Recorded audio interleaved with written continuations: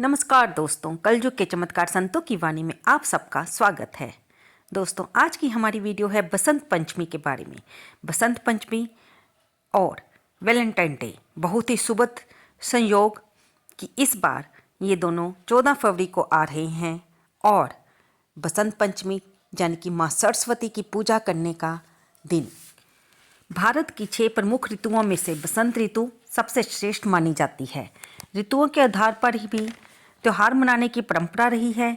इन्हीं में से बसंत पंचमी पर्व भी एक है। शास्त्रों के अनुसार माघ महीने के शुक्ल पक्ष की पंचमी तिथि से बसंत ऋतु की शुरुआत होती है, जो इस साल 13 व 14 फरवरी को मनाई जाएगी। मान्यता है कि बसंत पंचमी के दिन माँ सरस्वती की विशेष पूजा करते हैं। बसंत पंचमी को पुराने समय में सरस्वती नदी के उत्सव के तौर पर मनाते थे। वो इसलिए क्योंकि लगभग 2000 साल पहले तक हिमालय से पिघलकर ग्लेशियर सरस्वती नदी का प्रवाह बढ़ा देते थे। सिंध सरस्वती सभ्यता को इसी नदी ने पोषित किया। इसी नदी के तट पर ऋषियों ने वेदों की रचना की थी। ज्ञान की देवी सरस्वती और सरस्वती नदी दोनों ने इस पर्व को ज्ञान प्राप्ति के पर्व के रूप में विकसित किया। महाभारत के शांति पर्व में सरस्वती माँ को वेदों की जननी माना गया है।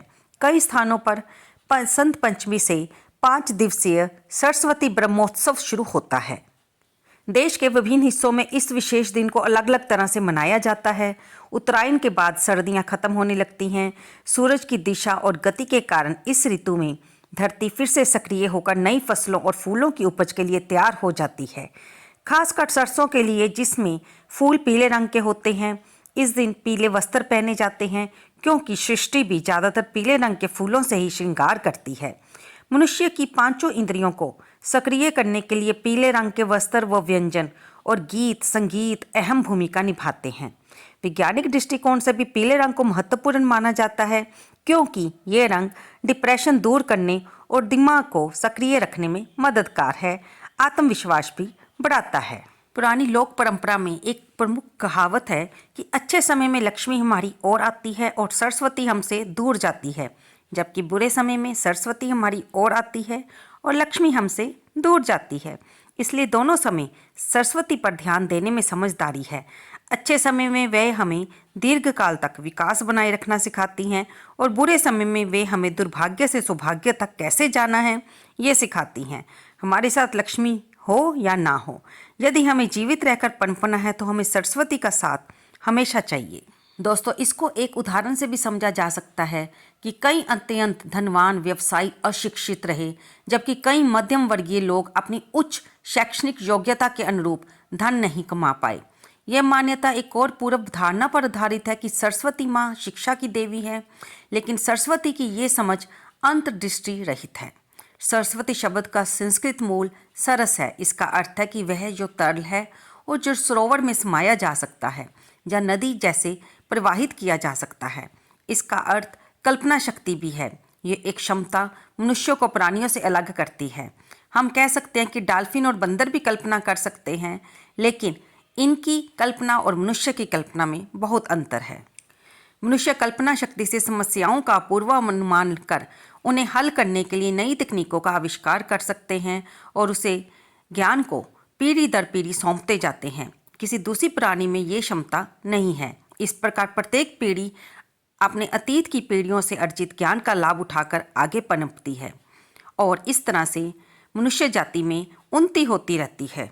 अलग अलग पीढ़ियों ने अग्नि का नियंत्रण सीखा, कृषि, पहिए, बिजली, कंप्यूटर इत्यादि का आविष्कार किया। सभी आविष्कारों ने हमारे जीवन को सुधारा।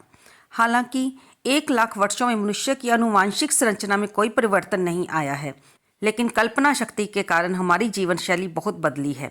हम सरस्वती जी की कृपा से लक्ष्मी केवल तभी अर्जित कर जा सकते हैं जब हमें कोई संपत्ति विरासत में मिलती है, जहाँ हमें कोई लॉटरी जीतते हैं। इस मामले में हम कह सकते हैं कि हम पिछले जन्म के अच्छे कर्मों के कारण या भगवान की कृपा के कारण सौभाग्यशाली बने हैं। लेकिन अन्य सभी मामलों में लक्ष्मी प्राप्त करने के लिए सरस्वती आवश्यक है। वे ज्ञान और कौशल का प्रतीक है। धन कमाने की संभावना ज्ञान और कौशल की गुणवत्ता पर आधारित होती है। ये सभी लोगों पर लागू होती है, चाहे वे किसान हो, शिल्पकार हो, वैज्ञानिक हो। सरस्वती संपत्ति के निर्माण के लिए ही नहीं, बल्कि उन्हें बनाए रखने के लिए भी महत्वपूर्ण है। इसलिए यदि किसान, शिल्पकारों, वैज्ञानिकों में कुशलता नहीं होगी तो वे अपनी अर्जित संपत्ति भी खो देंगे। व्यापारी, बैंकर, जहाँ तक कि गृहिणी को भी अपना घर चलाने के लिए सरस्वती की आवश्यकता होती है। ये मान्यता है कि हम केवल ज्ञान स्कूलों में प्राप्त करते हैं, लेकिन ये सरस्वती की सीमित समझ है। अंग्रेजों के आने तक भारत में आधुनिक शिक्षा प्रणाली नहीं थी और केवल शिक्षार्थी प्रणाली पर चलित थी। कुम्हार अपना ज्ञान अपने बेटे को देता था, गृहिणी अपनी पाक कला का ज्ञान अपनी बेटियों को देती थी।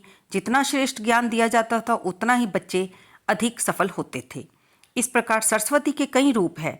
ज्ञान और कौशल जो शिक्षा और शिक्षक शिक्षिका के माध्यम से सौंपे जा सकते हैं उनके मुख्य रूप हैं, लेकिन सरस्वती का एक रूप सौंपा नहीं जा सकता। वास्तव में वह रूप विरासत में भी नहीं दिया जा सकता। जानते हो वह कौन सा रूप है? वो है बुद्धिमता। उसे तपस्या करके ही प्राप्त किया जा सकता है। जब हम बुद्धिमान नहीं होते हैं तब लक्ष्मी प्राप्त करने पर भी हम सरस्वती को कम महत्व देने लगते हैं। हम ये समझते हैं कि हमने जादुई ढंग से धन कमाया है और वह जादुई ढंग तब तक हमारे साथ रहेगा जब तक माँ सरस्वती की कृपा रहेगी, वरना वो छीन जाएगा। लेकिन बुद्धिमान व्यक्ति यही जानता है कि सौभाग्य स्थायी नहीं होता है। हमें भविष्य के संकटों के लिए तैयार रहना अति आवश्यक है।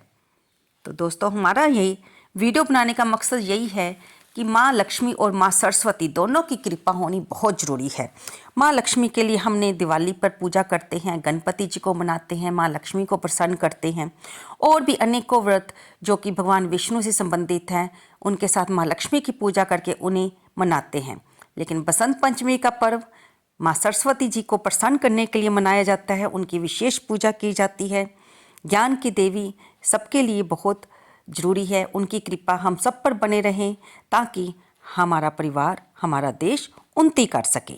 तो दोस्तों, आपको ये वीडियो कैसी लगी? कृपया से लाइक करें, शेयर करें और कमेंट बॉक्स में जय सरस्वती माँ लिखना बिल्कुल ना भूलें। धन्यवाद दोस्तों।